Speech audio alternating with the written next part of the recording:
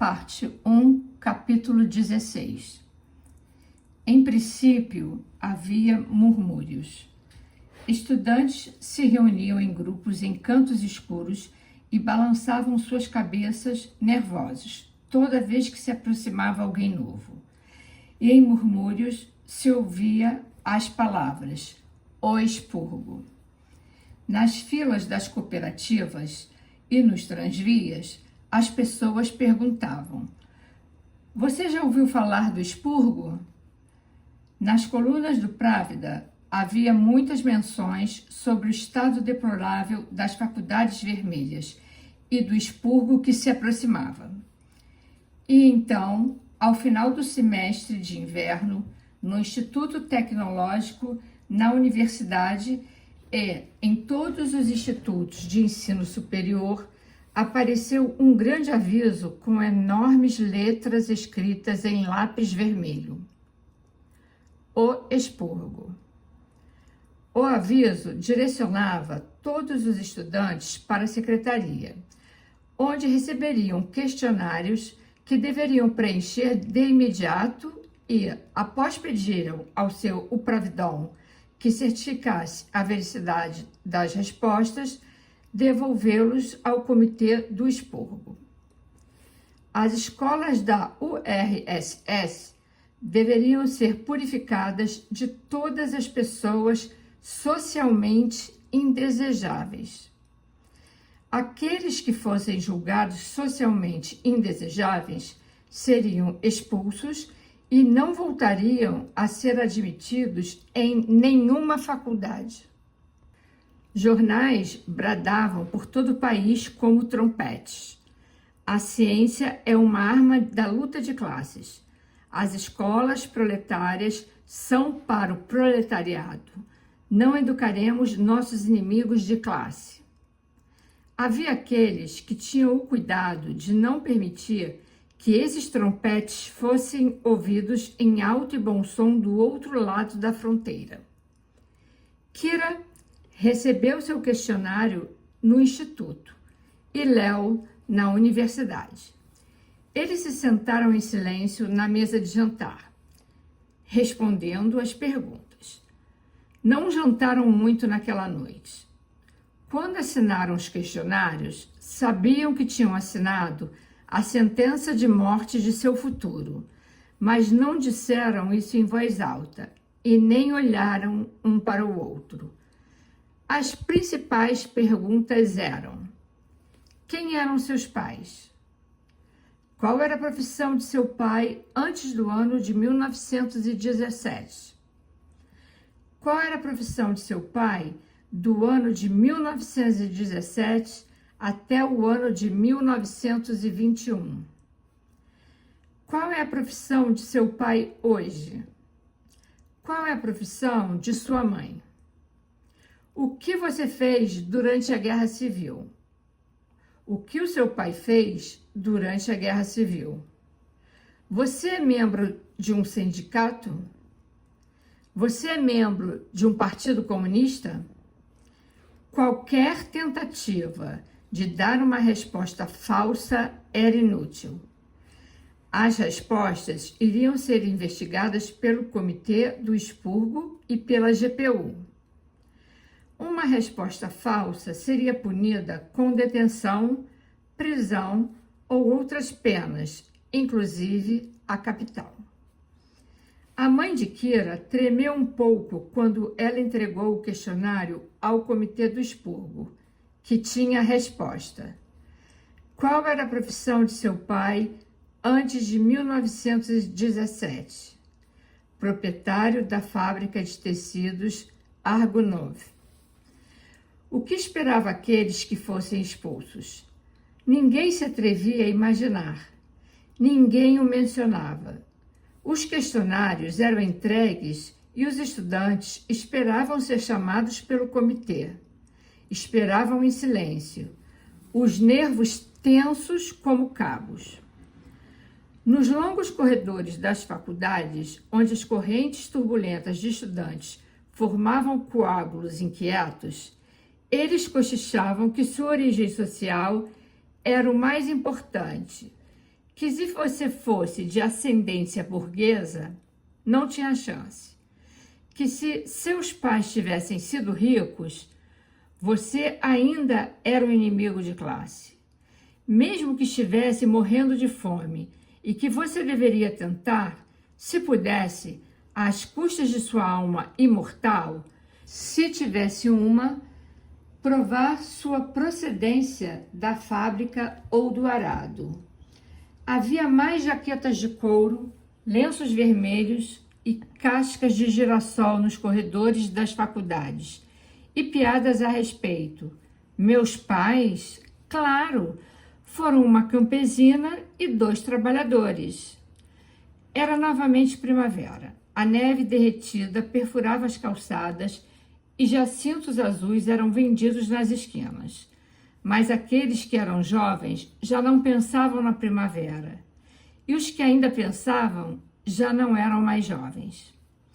Kira Argunova compareceu, de cabeça erguida, em frente ao comitê do expurgo do Instituto Tecnológico. Na mesa, entre os desconhecidos do comitê, viu 3 pessoas que conhecia: a camarada Sônia, Pavel Serov e Andrei Taganov. Foi Pavel Serov que conduziu a maior parte do interrogatório. O questionário dela estava na mesa em sua frente. Então, cidadã Argunova, seu pai era proprietário de uma fábrica? Sim. Sei. E sua mãe? Ela trabalhava antes da Revolução? Não. Sei. Tinha algum funcionário em sua casa? Sim. Sei. A camarada Sônia perguntou: e você nunca se filiou a um sindicato, cidadã Argunova? Não achou conveniente? Nunca tive a oportunidade. Sei. Andrei Taganov escutava. Seu rosto não se movia. Seus olhos eram frios, firmes, impessoais, como se jamais tivessem visto Kira. E, de repente, ela sentiu uma inexplicável compaixão por ele, por essa imobilidade e o que ela escondia, embora Andrei não mostrasse o menor sinal do que ela escondia. Mas quando ele de repente lhe fez uma pergunta, apesar da dureza de sua voz e de seus olhos vazios, esta foi uma súplica. Não obstante, você sempre teve uma afinidade estrita com o governo soviético, não é, cidadã Argunova? Ela respondeu muito suavemente: sim. Em algum lugar, em torno de uma lâmpada, já na madrugada, em meio a papéis, informes e documentos empilhados, um comitê celebrava uma reunião. Os proprietários das fábricas foram os principais exploradores do proletariado. Piores que os latifundiários, os mais perigosos dos inimigos de classe. Estamos prestando um serviço à causa da revolução e nenhum sentimento pessoal deve interferir em nosso dever. Ordem de Moscou. Os filhos de antigos proprietários de fábricas são a primeira categoria que deve ser expulsa. Uma voz perguntou, pensando cada palavra: alguma exceção a essa regra, camarada Taganov? Ele estava de pé junto à janela, com as mãos unidas nas costas. Nenhuma, respondeu. Os nomes dos expulsos foram datilografados em uma grande folha de papel postada em uma lousa na secretaria do Instituto Tecnológico. Kira já esperava, mas quando viu seu nome na lista, Argunova, Kira, ela fechou seus olhos e olhou novamente, lendo a longa lista cuidadosamente para ter certeza. Então ela percebeu que sua maleta estava aberta. Ela fechou com cuidado. Olhou para o buraco em sua luva e meteu o dedo para fora, tentando ver até onde ele podia ir. Puxou um fio sem costura, como se fosse uma pequena serpente, e observou que alguém estava olhando para ela. Ela se virou. Andrei estava de pé, sozinho, junto à janela. Ele estava olhando para ela, mas não se aproximou, não disse uma palavra, não a saudou com a cabeça. Ela sabia o que ele temia, o que ele esperava, o que ele estava aguardando. Ela se aproximou, olhou para ele e estendeu a mão com o mesmo sorriso confiante que ele já tinha visto naqueles mesmos lábios jovens, só que agora eles tremiam um pouco. Não tem problema, Andrei. Sei que não pôde evitar. Ela não esperava gratidão. Uma gratidão que parecia uma dor em sua voz grave, ao responder: eu lhe daria o meu lugar, se pudesse.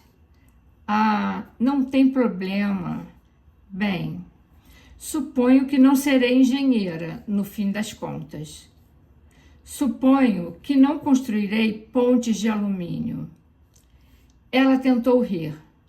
Não tem problema, porque todo mundo sempre me disse que não se pode construir pontes de alumínio de qualquer forma. Ela se deu conta de que rir era ainda mais difícil para ele. E Andrei disse com doçura, sabendo que ele não se atrevia a lhe perguntar: isto não significa que não voltaremos a nos ver, verdade? Ele pegou a mão dela entre as suas. Não, Kira, Bem, então não.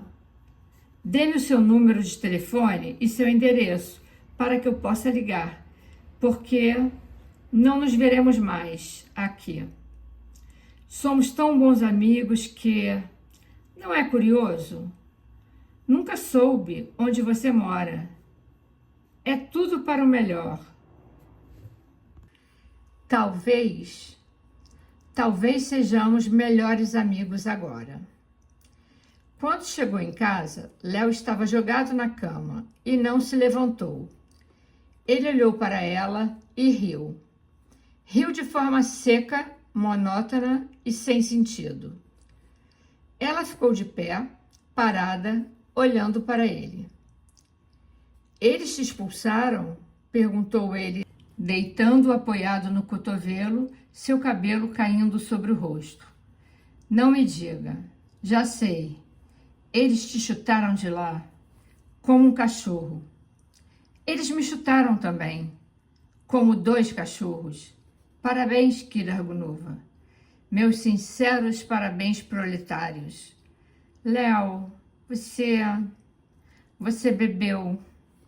Sim, para celebrar. Todos nós bebemos. Dezenas e dezenas de nós na universidade. Um brinde à ditadura do proletariado. Muitos brindes à ditadura do proletariado. Não me olhe assim. É um bom e velho costume beber em batizados, casamentos e funerais. Bem, não nascemos juntos, camarada Argunova. E nunca nos casamos, camarada Argunova. Mas ainda poderíamos passar pelo outro. Poderíamos, ainda. O outro, Kira. Ela estava ajoelhada ao lado da cama, aproximando de seu peito uma cara lívida cuja boca parecia uma ferida aberta. Retirava o cabelo úmido da frente, sussurrando: Léo, querido, não deveria fazer isso. Não é hora de fazer isso. Agora temos que pensar com clareza. Ela sussurrava sem convicção. Não é perigoso enquanto não nos rendamos. Você deve se cuidar, Léo. Deve poupar forças. Para quê? Cuspiu a boca dele. Kira encontrou Vassili Ivanovich na rua. Teve que fazer um esforço para que sua cara não refletisse a mudança na dele. Ela só o tinha visto uma vez desde a morte de Maria Petrovna, e ele nunca tivera esse aspecto. Ele andava como um ancião. Seus olhos claros e orgulhosos disparavam contra todos os rostos um olhar amargo de suspeita, ódio e vergonha. Suas mãos enrugadas, tendinosas, agitando-as de forma incerta para cima e para baixo, em movimentos inúteis como de uma mulher idosa. 2 linhas cortavam os cantos de seus lábios até o seu queixo, linhas de tamanho sofrimento que se sentia culpada pela intrusão de tê-las visto e compreendido. Kira, eu me alegro em vê-la novamente. Eu me alegro em vê-la, murmurou ele. Sua voz, suas palavras agarrando-se a ela, desesperadamente. Por que não vem mais nos visitar? Sinto um pouco de solidão em casa. Ou talvez você saiba e já não queira nos visitar. Ela não sabia, mas algo na voz dele implorava para que Kira não lhe perguntasse o que ela não sabia. Ela disse com seu sorriso mais cálido: Imagina, tio Vassili, vou visitá-lo sim. É que tenho trabalhado tanto, mas passarei lá hoje à noite. Posso?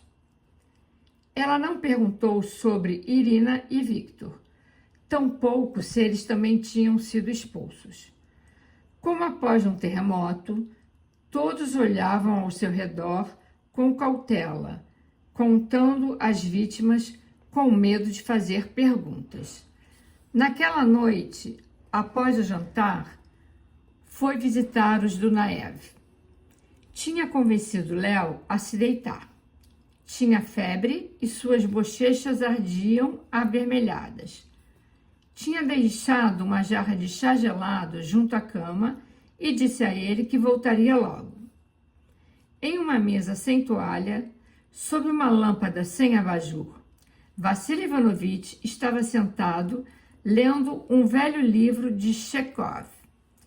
Irina, com seus cabelos despenteados, desenhava figuras absurdas em uma grande folha de papel. Ássia dormia, completamente vestida, encolhida em uma poltrona em um canto escuro. Uma burguesa oxidada esfumaçava. Hello, disse Irina, seus lábios torcidos. Kira nunca vira sorrir assim. Gostaria de um pouco de chá, Kira? Chá quente? Mas não temos sacarina. Não, obrigada, tio Vassili. Acabei de jantar. Bem, disse Irina. Por que não fala? Eles lhe expulsaram? Kira acenou com a cabeça. E Léo também? Kira acenou novamente. Bem, por que não pergunta? Sim, vou lhe contar. Sim, fui expulsa. O que se poderia esperar? A filha de um rico mercador de peles? E Victor? Irina e Vassili Ivanovitch trocaram um olhar estranho. Não, respondeu lentamente Irina. Victor não foi expulso. Fico feliz, tio Vassili. Isso é uma boa notícia, não é? Ela sabia a melhor forma de alegrar seu tio. Victor é um jovem de muito talento. Fico feliz que não arruinaram o futuro dele. Sim, disse Vassili Ivanovitch, lentamente, com amargura. Victor é um jovem de muito talento. Ela usava um vestido branco, disse Irina histérica, e de fato tinha uma voz encantadora. Ah, quero dizer, estou falando da nova produção de La Traviata, no Teatro Mikhailovsky. Você já assistiu, não é? Ah, sim, deve assistir. Os velhos clássicos são... Sim, disse Vassili Ivanovitch. Os velhos clássicos ainda são os melhores. Naqueles tempos havia cultura, valores morais e integridade. Sem dúvida, disse Kira, nervosa e confusa. Terei que assistir a La Traviata. No último ato, disse Irina, no último ato ela... Ah, que demônios! Ela jogou sua prancheta de desenho no chão e o impacto acordou Assia, que se sentou olhando, piscando. Você saberá cedo ou tarde. Victor se juntou ao partido. Kira tinha nas mãos o livro de Chekhov e este caiu ruidosamente no chão. Ele, o quê? Ele se filiou ao Partido Comunista, com uma estrela vermelha, um carnê do partido, um cupão de pão e as mãos sujas de todo o sangue derramado e de todo o sangue que virá. Irina, como é possível que eu tenha admitido? Ela tinha medo de olhar para Vassily Ivanovich. Sabia que não deveria fazer perguntas que eram como facas enfiadas em uma ferida, mas ela não pôde resistir. Parece que já tinha planejado isso há tempos. Foi fazendo amizades com cuidado e critério. Foi candidato durante meses e nunca soubemos. Então, eles o admitiram. Sim, eles os aceitaram sem problemas, por causa do tipo de padrinhos que tinha escolhido para testemunhar seu espírito proletário, mesmo que seu pai tivesse vendido peles ao czar. Ele sabia disso, do expurgo, quero dizer. Sabia que estava por vir. Não diga bobagens, não é assim. Por certo, ele não sabia de antemão. Está mirando mais alto do que apenas manter seu lugar no instituto. Meu irmão Victor é um jovem brilhante. Quando quer ascender, sabe por onde. Bem, disse Kira, e tentou sorrir para dizer algo que animasse Vassily Ivanovich sem olhar para ele. Este é um problema de Victor. Ele sabe o que ele quer. Ele continua vivendo aqui? Se dependesse de mim, disse Irina, e parou abruptamente. Sim, o sem-vergonha continua aqui. Irina, Vassily Ivanovich disse, cansado, ele é seu irmão. Kira mudou de assunto, mas não era fácil manter uma conversa. Meia hora depois, chegou Victor. A dignidade de sua expressão e a estrela vermelha em sua lapela saltavam à vista. Victor, disse Irina, ouvi falar que agora você é um bom comunista. Tive a honra de me filiar ao Partido Comunista, respondeu Victor, e quero deixar claro que não tolerarei que se fale mal do partido. Disse Kira, entendo. No entanto, ela não havia visto a mão estendida de Victor enquanto saía. No alpendre, junto à porta, Irina sussurrou para ela. No início, pensei que meu pai o expulsaria. Mas agora que minha mãe faleceu e tudo, e você sabe que ele sempre foi louco pelo Victor. Bem, ele pensa que tentará ser tolerante. Creio que isso o destruirá. Pelo amor de Deus, Kira, venha nos visitar com mais frequência. Ele gosta de você. Como não havia futuro, eles se atinham ao presente. Havia dias em que Léo se sentava por horas lendo um livro e raramente falava com Kira. E, quando fazia, seu sorriso trazia um amargo e infinito desprezo por si próprio, pelo mundo e pela eternidade.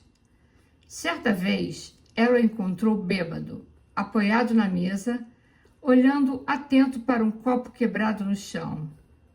Léo, onde você pegou isso? Peguei emprestado.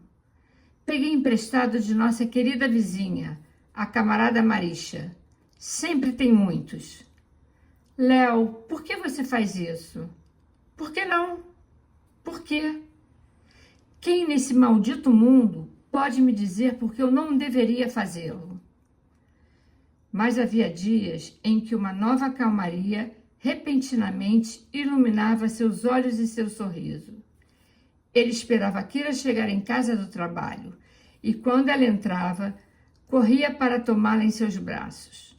Eles podiam passar uma tarde inteira sentados sem dizer uma palavra, enquanto a presença deles, um olhar, a pressão de uma mão induzia uma sensação de segurança em ambos, fazendo-os esquecer da manhã seguinte e de todas as manhãs seguintes.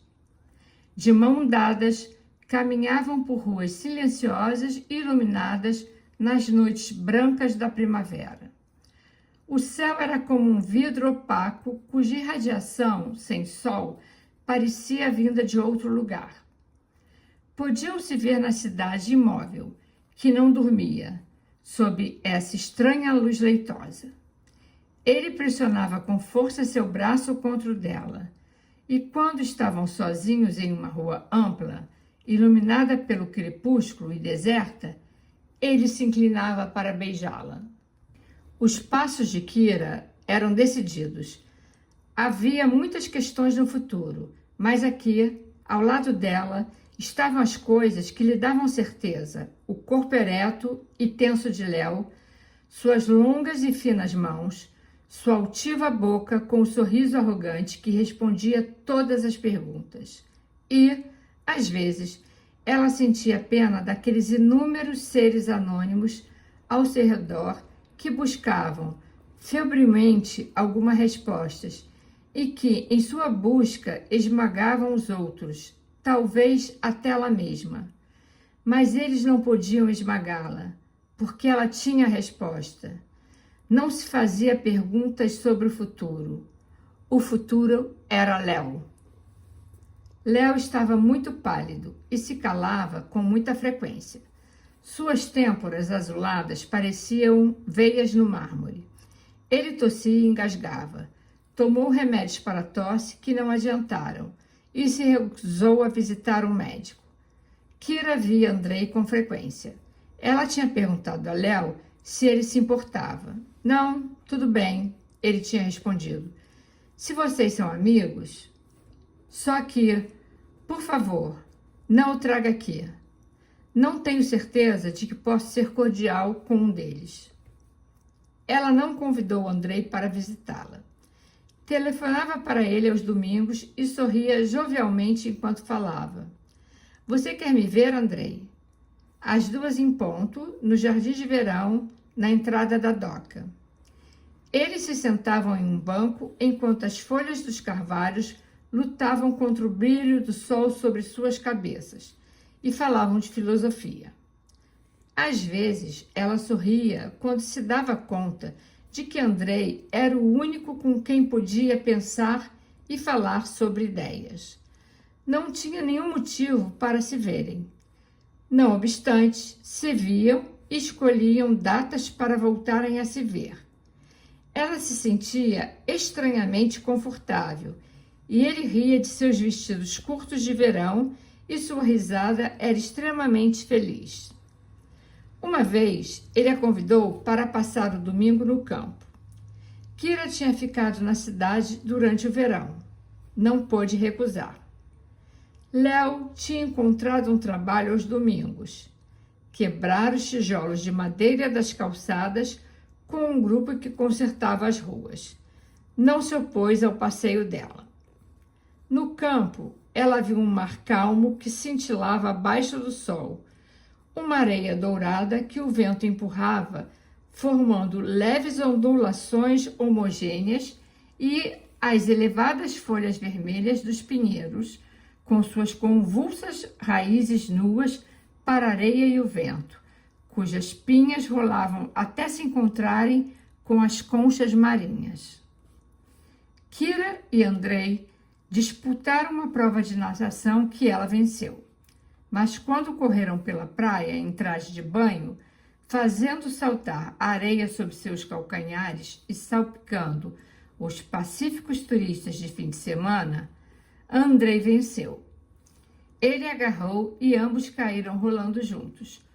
Um redemoinho de pernas, braços e lama que se chocou com a cesta do almoço de uma matrona, que gritou horrorizada. Eles se desenroscaram e se sentaram rindo em gargalhadas. E quando a matrona conseguiu se levantar, recolheu seu almoço e se afastou, malemolente, resmungando sobre esta juventude moderna vulgar que não pode guardar seus romances para si próprios. Os dois riam mais alto. Jantaram em um pequeno e sujo restaurante campestre, e Kira falou em inglês com o garçom, que não conseguia entender uma palavra, mas se inclinava trêmulo, derramando água sobre a mesa, em seu afã por servir a primeira camarada estrangeira naquele esquecido ricão. Quando eles estavam saindo, Andrei pagou o dobro do preço do jantar. O garçom se inclinou até o chão, convencido de que estava lidando com autênticos estrangeiros. Kira não conseguiu dissimular seu grande espanto. Andrei riu quando saíram. Por que não? Por que não fazer um garçom feliz? De todas as formas, ganho mais dinheiro do que posso gastar comigo mesmo. No trem, enquanto entrava, já de noite, na fumaça da cidade, Andrei perguntou: Kira, quando a verei novamente? Telefonarei. Não, eu quero saber agora. Dentro de alguns dias. Não, quero um dia certo. Ela lavou o rosto dele e o ajudou a tirar a roupa. Ele tossia. As 2 noites seguintes foram de longas e furiosas discussões, mas Léo se rendeu. Prometeu que iria ao médico na quarta-feira. Vavá Milovskaya tinha um encontro com Victor na quarta-feira à noite. Na quarta-feira de tarde, Victor telefonou com um tom de desculpa impaciente. Tinha ficado preso no instituto por um assunto urgente e não poderia vê-la. Assuntos urgentes o tinham prendido nas últimas 3 vezes que tinham prometido vê-la. Vavá tinha ouvido rumores. Ela tinha ouvido um nome. Ela sabia do que suspeitar. Naquela noite, ela se vestiu com esmero. Pegou um cinto de couro legítimo e o passou por sua fina cintura, por sobre seu novo casaco branco. Tocou seus lábios cuidadosamente com seu novo batom estrangeiro. Colocou seu bracelete de celulóide estrangeira. Alinhou seu chapéu branco sobre seus cachos negros e disse à sua mãe que sairia com Kira Argunova. Vacilou. No início da escadaria, diante do apartamento de Kira, e sua mão tremeu um pouco quando ela tocou a campainha. Um inquilino abriu a porta. Quer ver a cidadã Argunova? Por aqui, camarada, disse ele. Você tem que passar pelo quarto da cidadã Lavrova. E esta é a porta. Muito decidida, Vavá abriu a porta de golpe, sem bater. Aí estavam juntos, Marisha e Victor. Inclinados sobre o gramofone, tocava O Incêndio de Moscou. Bem, então, que tal quarta-feira à noite? Certo, depois do trabalho, às 5h30 no Jardim de Verão. Combinado. Quando ela chegou em casa, encontrou Léo dormindo em uma cadeira, com as mãos cheias de pó, com manchas de pó em seu rosto úmido e avermelhado, e em suas sobrancelhas negras que o pó tinha tornado loiras. Seu corpo estava desfalecido pelo esgotamento. Na cara de Victor havia uma fúria fria, silenciosa, mas Vavá não olhou para ele. Levantou a cabeça e disse a Marisha, com todo o orgulho e dramaticidade que pôde, com a voz trêmula contendo as lágrimas. Peço desculpas, cidadã. Só vim visitar a cidadã Argunova. Surpresa e sem suspeitar de nada, Marisha apontou a porta de Kira com o polegar. Vavá cruzou a sala com a cabeça erguida. Marisha não entendeu por que Victor foi embora tão rápido. Kira não estava em casa, mas Léo, sim. Kira tinha tido um dia atarefado. Léo tinha prometido telefonar para ela no escritório para lhe contar o diagnóstico do médico.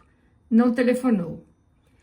Kira telefonou para casa 3 vezes sem resposta. A caminho de casa, ela se lembrou de que era quarta-feira à noite e que tinha um encontro com Andrei. Ela não podia fazê-lo esperar indefinidamente na entrada de um parque público. Passaria pelo jardim de verão e lhe diria que não poderia ficar. Chegou ao jardim pontualmente. Andrei não estava lá. Olhou para um lado e o outro da doca, cada vez mais escura. Procurou entre as árvores e as sombras. Esperou. Por 2 vezes pediu as horas ao miliciano. Esperou. Não conseguia entender. Ele não apareceu. Quando ela finalmente foi para casa, tinha passado 1 hora esperando. Enfiou as mãos dentro dos bolsos, indignada. Não podia se preocupar com Andrei quando pensava em Léo, e no médico e naquilo que ainda teria que ouvir. Subiu correndo as escadas. Cruzou como uma flecha o quarto de Marisha e abriu a porta de golpe. No divã, com o abrigo branco arrastando no chão, Vavá estava nos braços de Léo e os lábios de ambos unidos. Kira ficou de pé, olhando para eles tranquilamente, levantando as sobrancelhas com um gesto de interrogação assombrada. Eles se levantaram. Léo apenas se mantinha de pé. Tinha bebido outra vez. Cambaleava com seu amargo e desdenhoso sorriso. O rosto de Vavá ficou vermelho escuro, quase púrpura. Ela abriu sua boca, sufocada, sem emitir qualquer som. E como ninguém dizia uma palavra, gritou em meio ao silêncio. Você não acha terrível, não é? Pois bem, eu também acho. É terrível, é asqueroso, mas não me importa. Não me importa o que faço. Não me importa, sou uma miserável.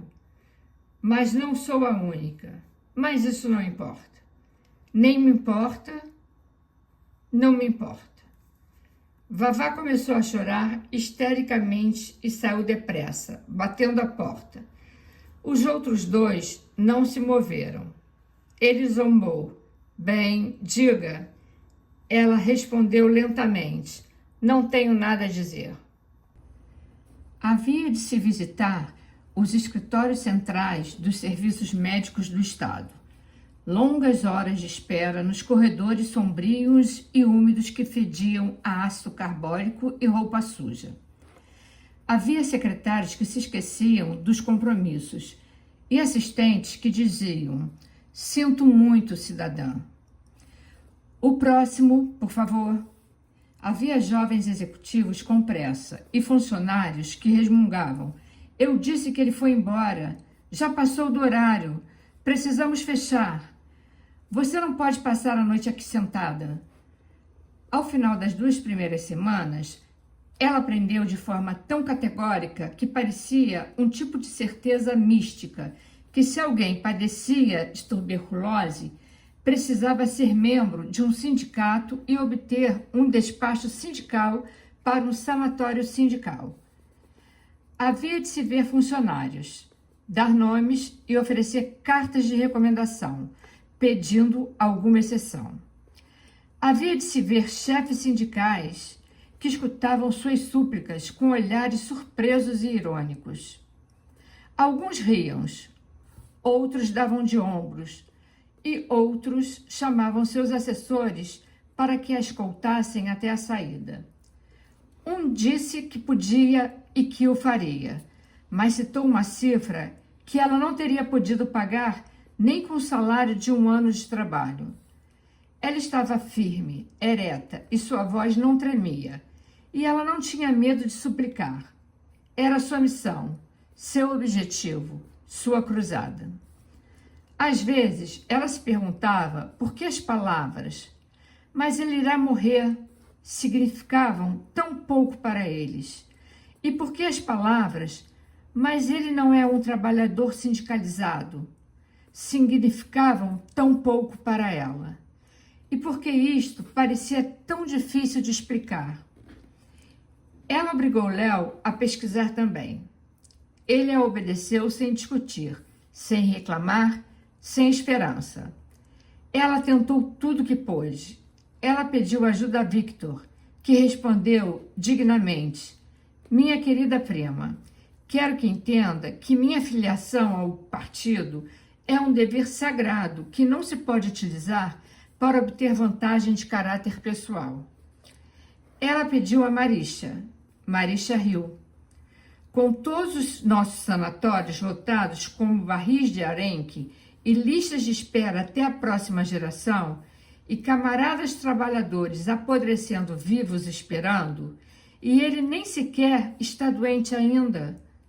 Você não se dá conta da realidade, cidadã Argonova? Não podia contar com Andrei. Andrei tinha falhado com ela.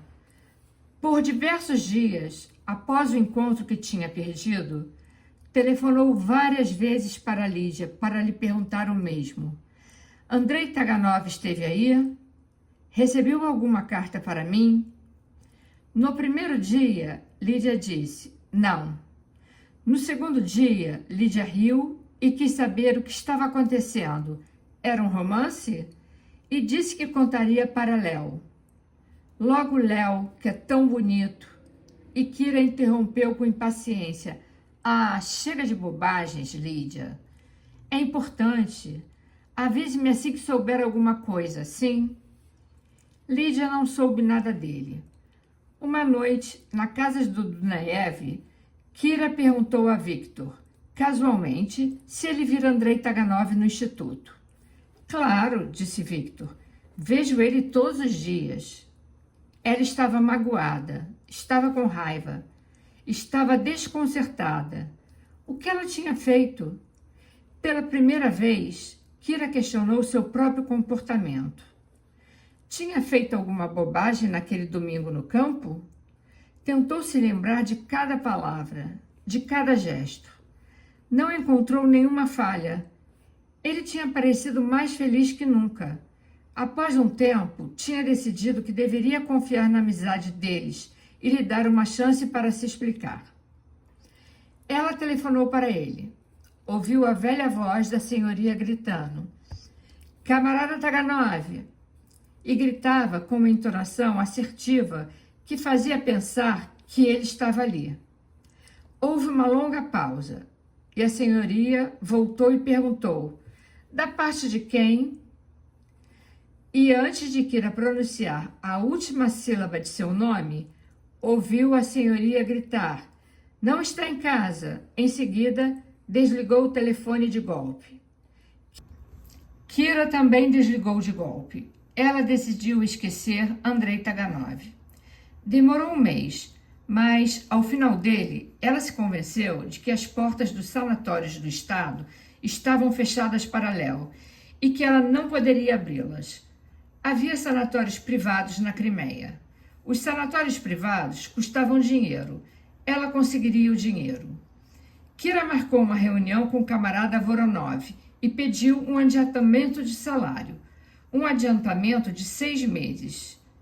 Ouça, talvez você tenha que se acostumar com isso, que você não pode me ter. Porque você não pode. Você não me terá. Você não me terá por muito tempo. Léo, o que o médico disse? Ele riu. Muitas coisas. O que você tem? Nada. Nada mesmo. Léo, nada ainda. Mas vou ter. Em algumas semanas, vou ter. O que, Léo? Ele cambaleou um pouco e fez um gesto solene.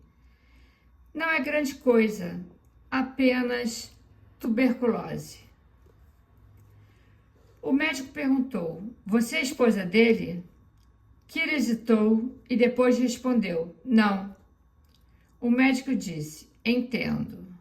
Então disse, bem, suponho que você tenha direito de saber. O cidadão Kovalensky está em péssimas condições. Chamamos seu quadro de princípio de tuberculose. Agora ainda pode ser tratada. Em algumas semanas será muito tarde. Em algumas semanas ele terá tuberculose? A tuberculose é uma doença séria, cidadã. Na Rússia soviética, é uma doença fatal. é recomendável evitá-la. Se a deixar começar, é improvável que se possa pará-la. De que ele precisa? Descanso, muito descanso, sol, ar fresco, alimento humano. Precisa de um sanatório para o inverno que vem. Mas o inverno em Petrogrado seria tão certeiro como um pelotão de fuzilamento. Terá que mandá-lo para o sul. Ela não respondeu nada, mas o médico sorriu ironicamente, pois ouviu a resposta sem palavras e viu os remendos nos sapatos dela. Se este jovem é alguém muito valioso para você, disse, mande-o para o sul. Se tem alguma possibilidade humana ou inumana, mande-o para o sul. Kira estava muito calma enquanto caminhava para casa. Quando chegou, Léo estava de pé junto à janela. Ele se virou lentamente. Seu rosto estava tão profunda e serenamente tranquilo que ele parecia mais jovem, como se tivesse tido sua primeira noite de sono. Perguntou com voz baixa: onde esteve, Kira? No médico. Ah, sinto muito. Não queria que soubesse de tudo isso. Ele me contou. Kira, peço desculpas por ontem. Sobre aquela tonta. Espere que não penso que eu... Claro que não, eu entendo. Acredito que é porque eu estava assustado. Mas não estou agora. Tudo parece muito mais simples quando se fixa um limite. A coisa a fazer agora, Kira, é não falar disso. Não vamos pensar nisso. Não há nada que possamos fazer, como o médico provavelmente lhe disse. Podemos ainda ficar juntos por algum tempo. Quando isso se tornar contagioso, bem. Ela observava. Era assim que ele aceitava sua sentença de morte. Ela disse séria: bobagem, Léo. Você vai para o sul. No primeiro hospital do estado que visitou, o responsável lhe disse: um lugar em um sanatório da Crimeia? Ele não é membro do partido? E não é membro de um sindicato? E não é funcionário do estado? Está brincando, cidadã? No segundo hospital, o responsável disse: temos centenas em nossa lista de espera, cidadã. Membros dos sindicatos, casos graves. Não podemos nem registrá-lo. No terceiro hospital, o responsável se negou a recebê-la. Havia de se esperar em filas abomináveis de criaturas deformadas, de cicatrizes e tipóias, e muletas e feridas abertas, e olhos com curativos cheios de pus, e grunhidos, e gemidos, e, junto à fila dos vivos, o fedor do necrotério. Apenas o suficiente para interná-lo. O camarada Voronov sorriu levemente e lhe perguntou como ela podia ter tanta certeza de que continuaria trabalhando mais um mês ali, isso para não falar de outros 6. Ela visitou o Dr. Milovsky, o pai de Vavá, o seu conhecido mais rico, cuja conta bancária tinha sido celebrada por muitos fofoqueiros invejosos.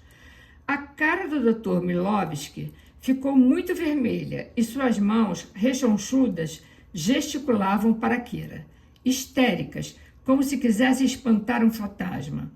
Minha querida jovem, que diabos a fez pensar que eu era rico ou algo assim? Haha, muito engraçado. Um capitalista ou algo assim. Haha, apenas subsistimos com o justo. Vivo de meu esforço, como os proletários. Digamos, apenas subsisto, diria eu. E isso é tudo. com o justo. Kira sabia que seus pais não tinham nada. Perguntou se eles podiam tentar ajudá-la. Galina Petrovna chorou. Ela perguntou a Vassili Ivanovitch. Ele ofereceu a ela sua última posse, o velho casaco de pele de Maria Petrovna. O valor do casaco não bastava nem para a passagem para a Crimeia. Ela não aceitou. E ela sabia que Léo ficaria ofendido, mas escreveu para a tia dele em Berlim. Em sua carta, disse: escrevo porque o amo muito. E suponho que você também deva amá-lo um pouco. Não recebeu resposta. Através de misteriosos e sigilosos murmúrios, mais misteriosos e sigilosos que a GPU, que os vigiava atentamente, ela descobriu que se podia pegar dinheiro emprestado, em segredo e com altos juros, mas que era possível. Descobriu um nome e um endereço. Ela foi à banca de um comerciante privado, em um mercado, onde um homem gordo se curvou em direção a ela, nervoso, sobre um balcão repleto de lenços vermelhos e meias de algodão. Ela sussurrou um nome. Ele disse um valor. Negócios? Ele suspirou. Especulação?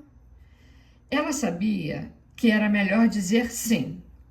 Bem, disse ele, isso poderia ser feito. Os juros eram de 25% ao mês. Ela sentiu a cabeça, ansiosa.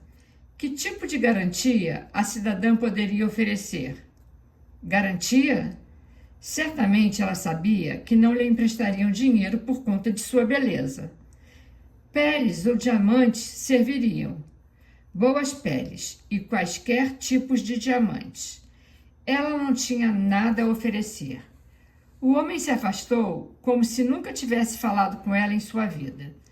No caminho de volta ao tranvia, através dos corredores estreitos e enlameados entre as bancas do mercado, ela parou, atônita, em uma pequena banca de aspecto próspero, atrás de um balcão cheio de fatias de pão fresco, presunto defumado e bolas amarelas de manteiga.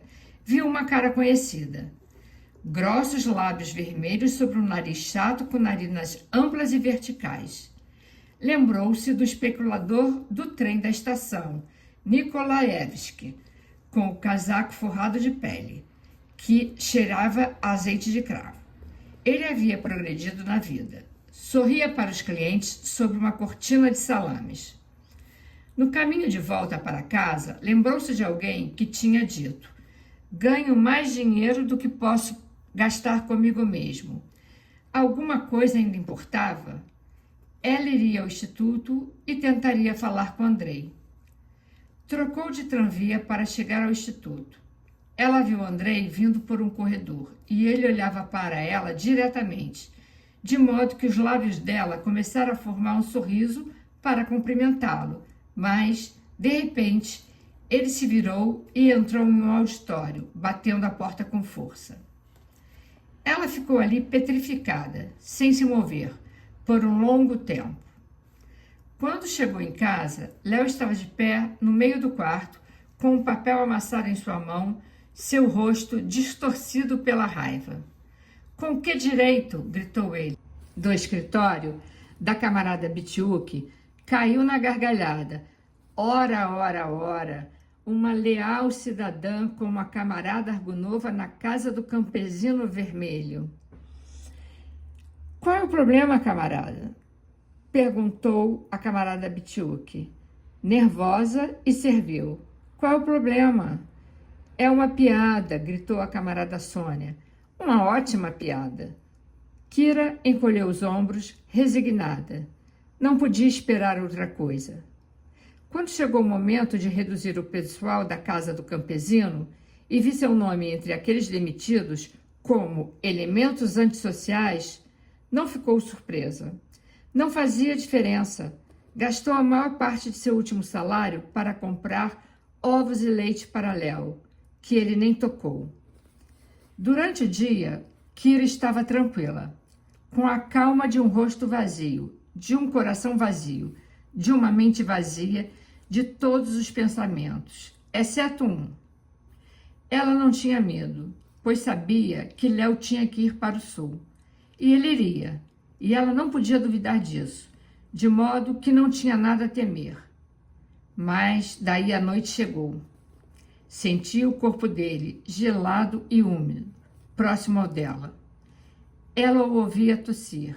Às vezes, dormindo, a cabeça dele caía sobre o ombro dela e jazia ali, confiante e impotente como uma criança, e sua respiração parecia um gemido.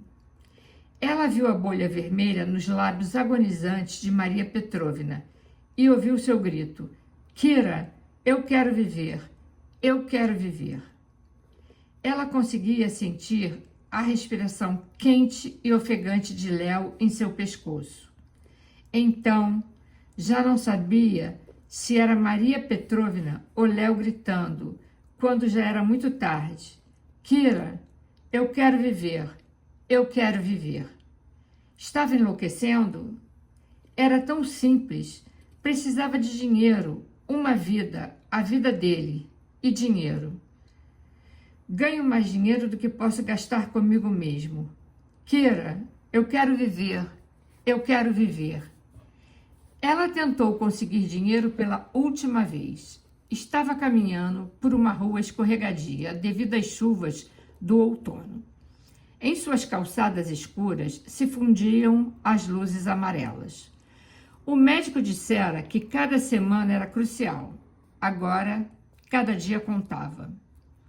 Viu uma limusine reluzente passar em um bloco de luz alaranjado, em frente ao teatro.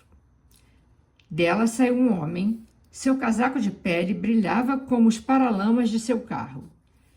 Ela se interpôs em seu caminho. Sua voz era firme e clara. Por favor, quero falar com você. Preciso de dinheiro. Não o conheço.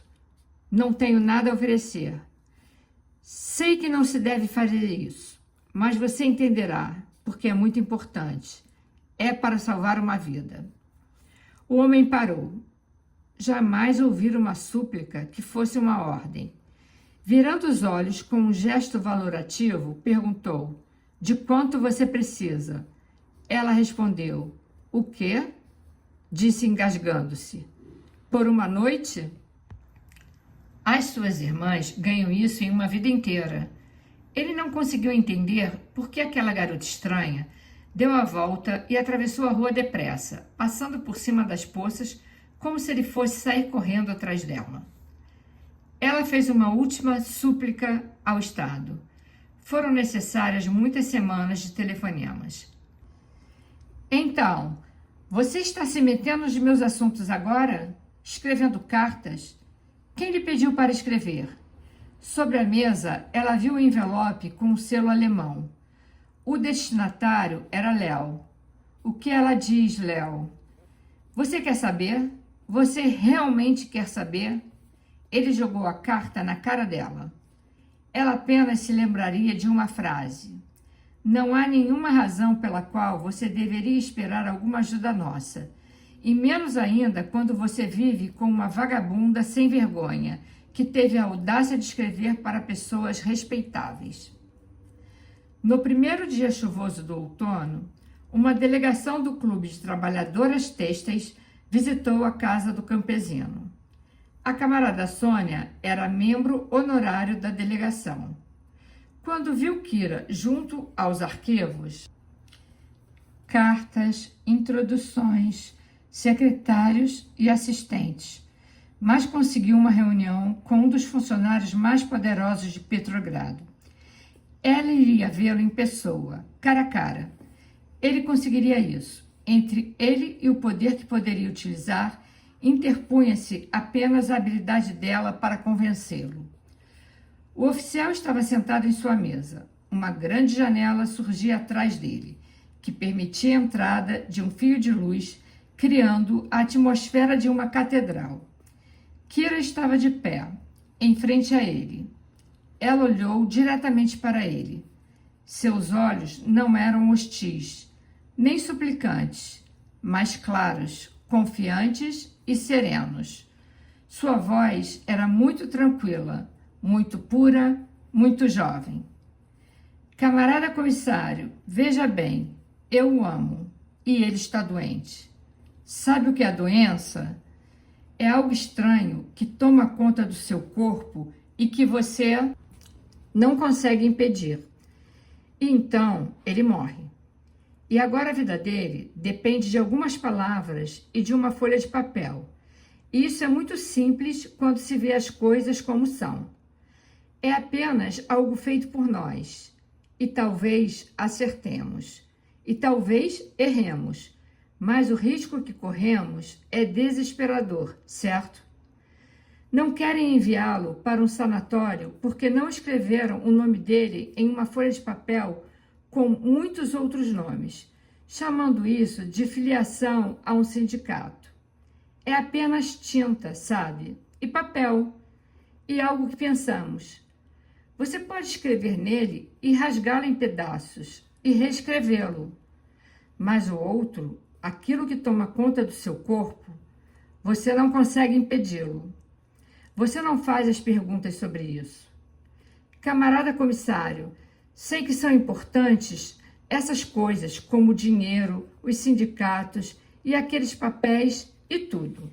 E se alguém precisa sofrer e se sacrificar por eles, eu não me importo. Eu não me importo se tiver que trabalhar 24 horas por dia. Não me importo se meu vestido está velho como está. Não olhe para meu vestido, camarada comissário. Sei que é feio, mas não me importo. Talvez nem sempre tenha entendido vocês e todas aquelas coisas, mas posso ser obediente e aprender. É só que, quando se trata da própria vida, camarada comissário, temos que ser sérios, certo? Não podemos deixar aquelas coisas tirarem uma vida. Uma assinatura sua e ele poderá ir para um sanatório e não terá que morrer. Camarada comissário, se simplesmente pensarmos nas coisas, calma e tranquilamente, como são. Sabe o que é a morte? Sabe que a morte é o nada em absoluto, o nunca, o jamais. Não importa o que fizermos. Não compreende porque ele não pode morrer? Eu o amo. Todos nós temos que sofrer. Todos nós temos coisas que queremos, mas que são tiradas de nós. Está bem. Mas, como somos seres vivos, há algo em nosso interior, algo como a própria instância da vida condensada. E aquilo não deveria ser tocado. Compreende, não? Bem, ele é isso para mim. E vocês não podem tirar isso de mim. Porque vocês não podem me permitir estar aqui e olhar para vocês, falando, respirando e me mexendo, para depois me dizerem que o tirarão de mim. Não estamos loucos, nenhum dos dois, certo, camarada comissário? O camarada comissário disse: morreram 100.000 trabalhadores na Guerra Civil. Porque, em face da União das Repúblicas Socialistas Soviéticas, não pode morrer um aristocrata. Kira voltou andando para casa muito lentamente e observou a cidade escura. Olhou para as calçadas brilhantes construídas para muitos milhares de sapatos velhos, para os tranvias que levavam os homens, para os cubículos de pedra onde os homens entravam furtivamente à noite, para os cartazes que vociferavam o que os homens sonhavam e o que os homens comiam, e se perguntou se algum desses milhares de olhos ao seu redor viam o que ela via e por que ela tinha tido que vê-lo. Por quê? Em uma cozinha do quinto andar, uma mulher se inclinava sobre um fogão que soltava fumaça e mexia o repolho em um caldeirão. E o repolho fedia, e a mulher piscava, e se queixava de dor nas costas, e coçava sua cabeça com a colher. Por quê? Em um canto de uma taverna, Um homem se apoiava na bancada e levantava um copo de cerveja espumante, e caía espuma no chão e em suas calças. E ele se levantava e cantava uma canção alegre. Por quê? Em uma cama branca, sobre lençóis brancos manchados de amarelo, uma criança dormia e choramingava nos sonhos, com o nariz molhado. Por quê? Sobre um saco de farinha no sótão, um homem tirou as calças de uma mulher e mordeu seu pescoço. E eles rolaram, gemendo, sobre sacos de farinha e batatas. Por quê? No silêncio de muros de pedras, pelos quais pingava lentamente a umidade gelada, uma silhueta se ajoelhava frente a um crucifixo dourado e, em sua exaltação, levantava os braços trêmulos e sua pálida testa contra o chão frio de pedra. Por quê? No meio do ruído das máquinas, que giravam barras de aço e gotas de gordura fervente, os homens agitavam seus vigorosos braços e assopravam, empurrando seus peitos musculosos, brilhantes pelo suor, e faziam sabão. Por quê?